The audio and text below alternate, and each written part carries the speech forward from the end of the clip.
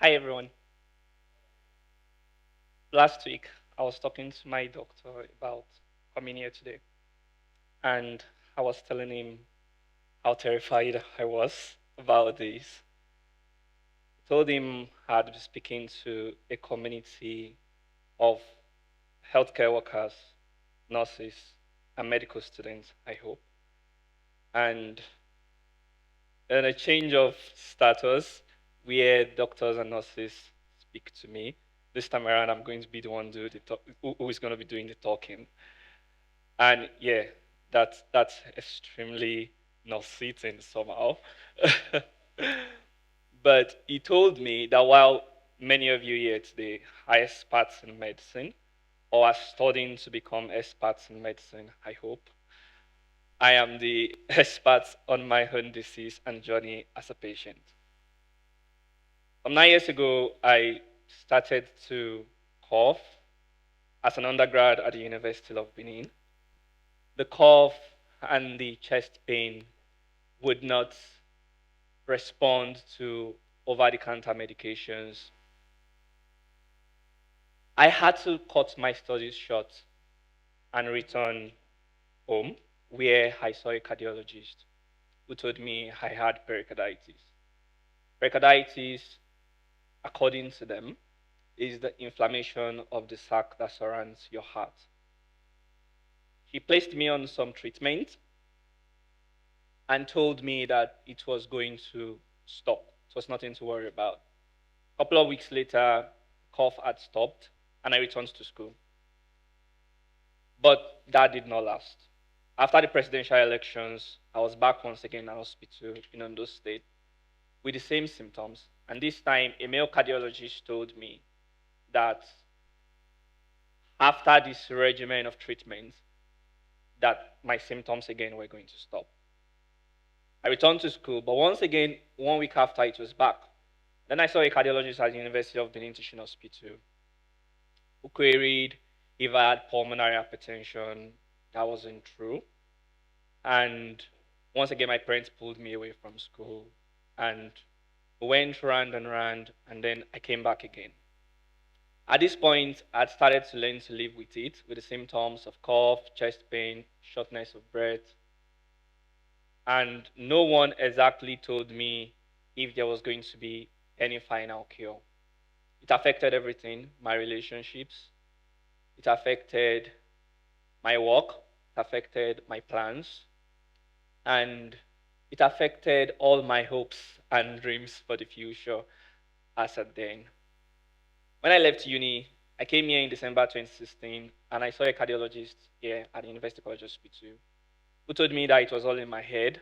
And since I did not play football, I don't play football, and I did not fall down recently, all I had was angina pectoris, medical speak for chest pain, don't be scared. And my parents who had traveled hours to bring me here should take me back because there was nothing that wrong. I was mad, but I believed him, just a little. And because I believed him, I poured myself into work and I did not take any caution. I started a drive in 2017 where I started to go across universities here in Southwestern, in University of Benin, to train. At the end of it, we trained about 1,000 students on how to use Squarespace and other digital media skills. But we were going to go all over the South, the Southeast, the Southwest. But I was cut short when the symptoms came back again, this time around more ferociously.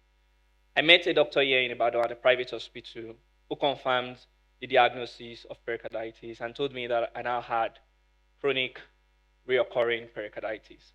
He placed me on a regimen of colchicine, ibuprofen, and omeprazole to help with the side effects of the ibuprofen.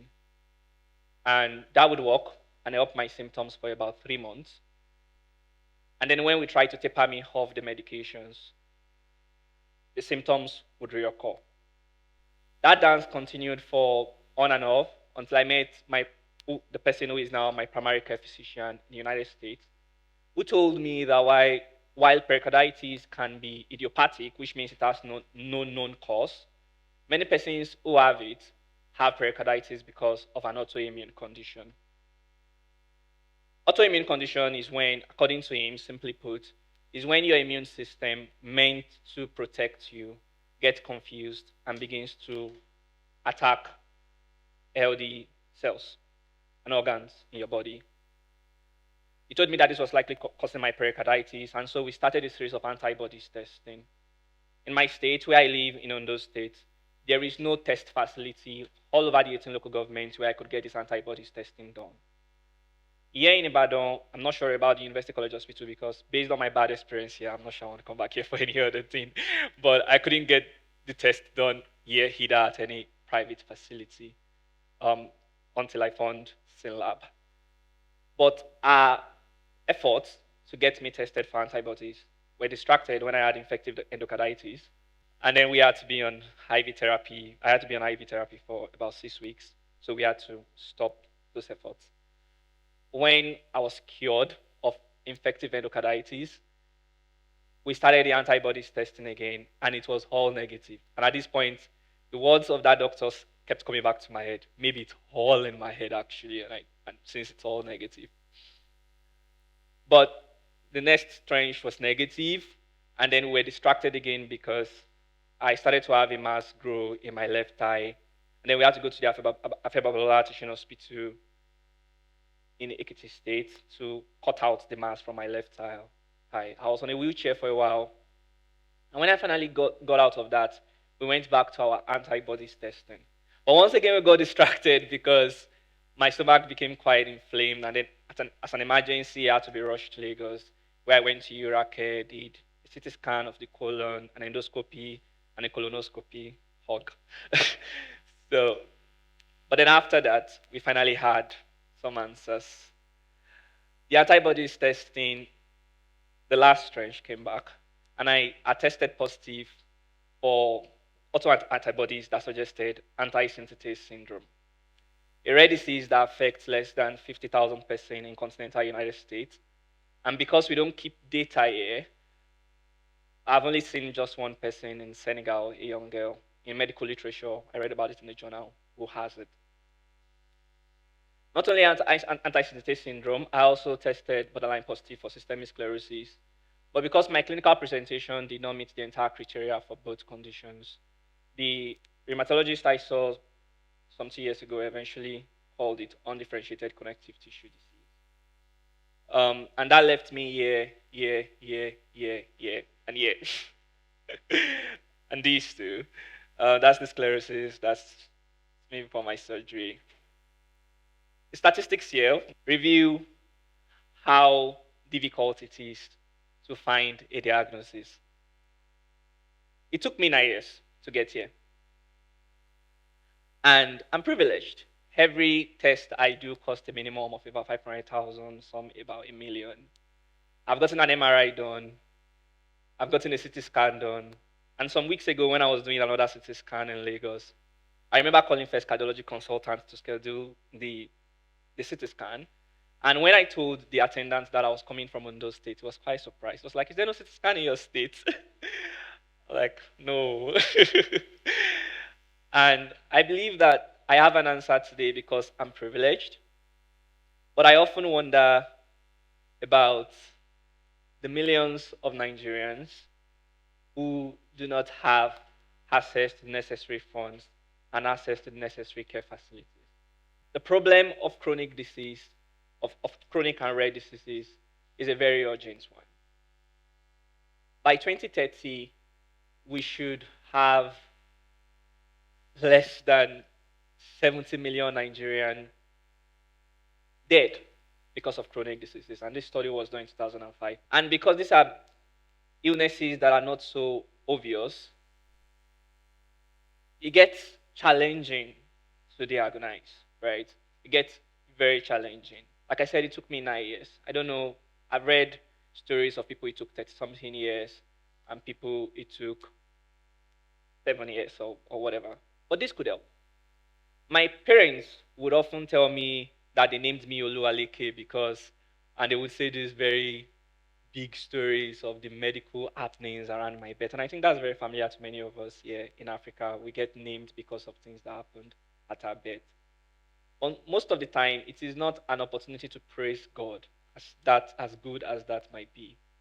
It should be an opportunity to investigate. And because we live in a church culture, people want to just make it work. You know, people are not curious about your child comes to you, tells you about these signs and symptoms they are having. And then because I understand the culture makes it difficult, but if we were more of a curious culture, if we're more of a culture that asks questions, maybe we would save more lives. I believe that in this audience today, we have three categories of people. We have medical professionals, we have patients, I'm very sure of that, and we have friends of patients. So I'm going to talk to the three of us. First of all, I'm going to talk to doctors.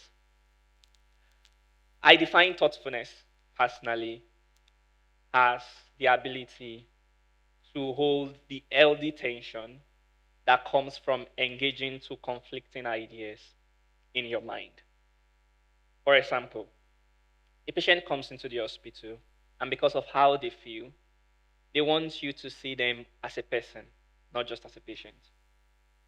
But you, as a doctor, you want them to see you not just as a doctor, but also as a person, because you've most likely walked rounds, you're most likely super tired, and you're most likely frustrated from seeing so many patients. Now, utopia is not going to happen. The patient would not get seen 100%. That's never going to happen. And the doctor will not get seen 100%. That's not going to happen. But I believe thoughtfulness is the ability of both parties to accommodate that healthy tension. The moment you consider the idea, then you're already being thoughtful. And that would impact how you care for the patient. For patients, I would encourage you to not ignore signs and symptoms in your body. I'm very curious. I tell my lovely wife, if we see a weird sign on my body, I would act on it. I don't sit down at home and self-medicate like we do. I am not scared of a diagnosis. I believe having a name impacts how care is going to be received. And so there's nothing to be scared of, right?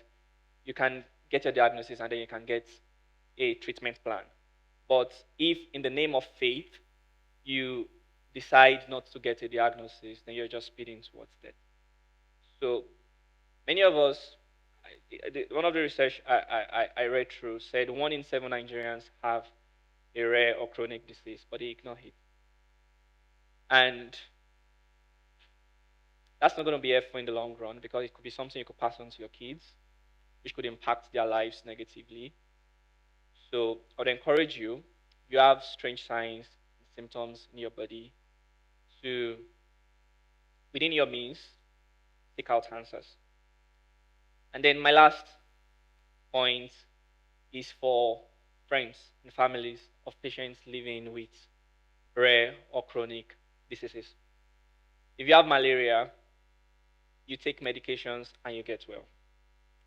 If you have, let's say, a kidney disease, or you have prostate cancer, something, you could die, and then you would be very sick, and everybody would see that you're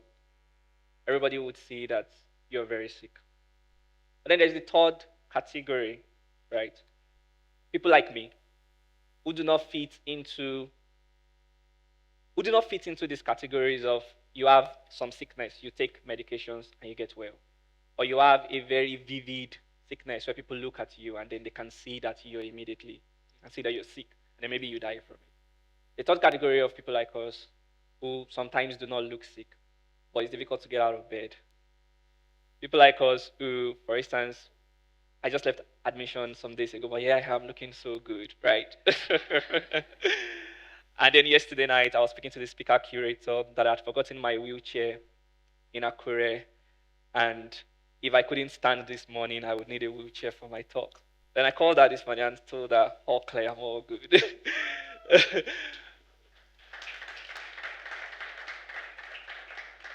So if your friends Diabetes, for instance, is an autoimmune condition. I'm sure some of us have parents who have diabetes. So if you're friends and family with somebody who has a disease that is not like malaria, as an example, they don't take medication, they just get well. All very obvious, they are locked up in the hospital, and please see them. I know they don't fit into those immediate categories, but I want you to see them. See them if you're a Christian, for example, a Muslim, whatever you believe in. See them not as a faith project. See them as a person. See them not as a prayer point, but as a person. Understand how difficult it is to answer, "How are you?" Understand how difficult it is to answer, "How did your day go?" Understand how difficult it is to answer questions that would be normal for other people to answer. And then finally, I want to speak to you once again if you're having some strange symptoms in your body, or even if you've gotten a diagnosis like I have. Do not go gentle into that old night. Rage, rage against the dying of the light. This poem has been a source of strength. Resilience doesn't have to be positive speaking. Resilience doesn't have to be indifference. Resilience doesn't have to be framed around you ignoring your symptoms or calling them what they are not. Resilience could just be showing up daily. Resilience could just be getting up in the morning. Resilience could simply be you not letting those symptoms get you down. Thank you.